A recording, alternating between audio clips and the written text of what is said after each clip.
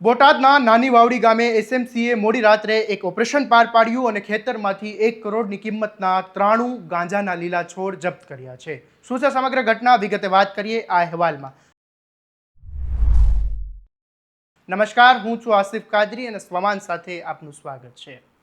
બોટાદ જિલ્લા પોલીસના નાક નીચે કરોડોના ગાંજાના છોડનું વાવેતર થયું હતું, પણ જાણે પોલીસ નિંદ્રામાં હોય તેમ ઘસઘસાટ ઊંઘતી રહી અને એસએમસીએ 1 કરોડ રૂપિયાના ગાંજાના છોડ ઝડપી પાડ્યા છે.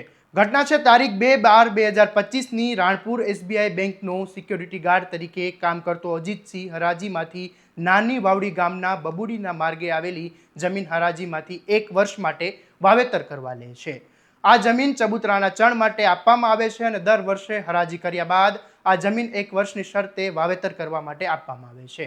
આ જમીન લીધી હતી, જેમાં 2 માણસો થકી કપાસના છોડની લગોલગ ગાંજાનું વાવેતર કરી દીધું હતું અને આ જમીન અજીતસિંહે અંદાજે 5000 વીઘા લેખે વાવેતર કરવા માટે લીધી હતી.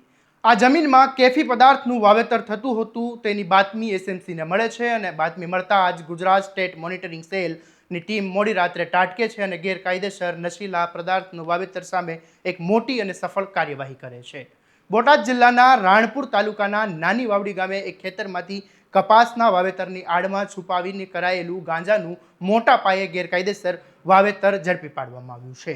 મોડી રાતના એસએમસીએ આ દરોડામાં આશરે 99.50 લાખ એટલે કે 1 કરોડ બજાર કિંમત ધરાવતા આ ગાંજાના છોડ જપ્ત કરવામાં આવ્યા છે. સાથે જ ખેતરના માલિક અજીતસિંહ જીવાભાઈ બારડની પણ ધરપકડ કરવામાં આવી છે. જ્યારે 3 આરોપી ફરાર છે. એસએમસી દ્વારા ચોક્કસ બાતમીના આધારે આ દરોડો પાડવામાં આવ્યો હતો અને અધિકારીઓના જણાવ્યા પ્રમાણે ખેતરમાં કપાસના પાકની વચ્ચે આયોજનબદ્ધ રીતે ગાંજાના છોડનું વાવેતર કરીને કાયદાની આંખમાં ધૂળ નાખવાનો પ્રયાસ કરાયો હતો.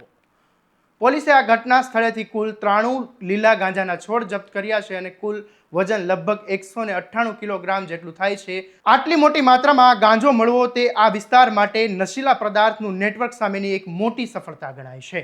ગેરકાયદે નશીલા પદાર્થનું વાવેતર અને હેરાફેરીના આ ગંભીર મામલે એસએમસી દ્વારા 4 વિરુદ્ધ ગુનો નોંધવામાં આવ્યો છે અને તેમાં મુખ્ય આરોપી અજીતસિંહ બારોડની તાત્કાલિક ધોરણે ધરપકડ કરવામાં આવી છે અને તેની આગળની તપાસ પોલીસ સ્ટેશનને સોંપવામાં આવી છે. આ કેસમાં અન્ય 3 વ્યક્તિઓને પણ આરોપી તરીકે દર્શાવવામાં આવ્યા છે, જેમાં મહાવીરસિંહ પટિયાર, ધમા સોલંકી અને રતનસિંહ ચાવડાને દર્શાવવામાં આવ્યા છે.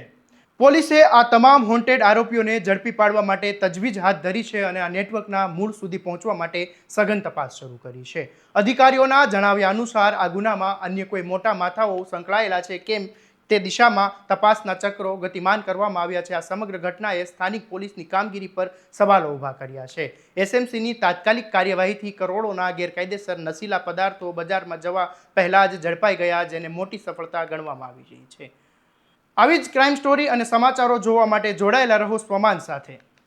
નમસ્કાર.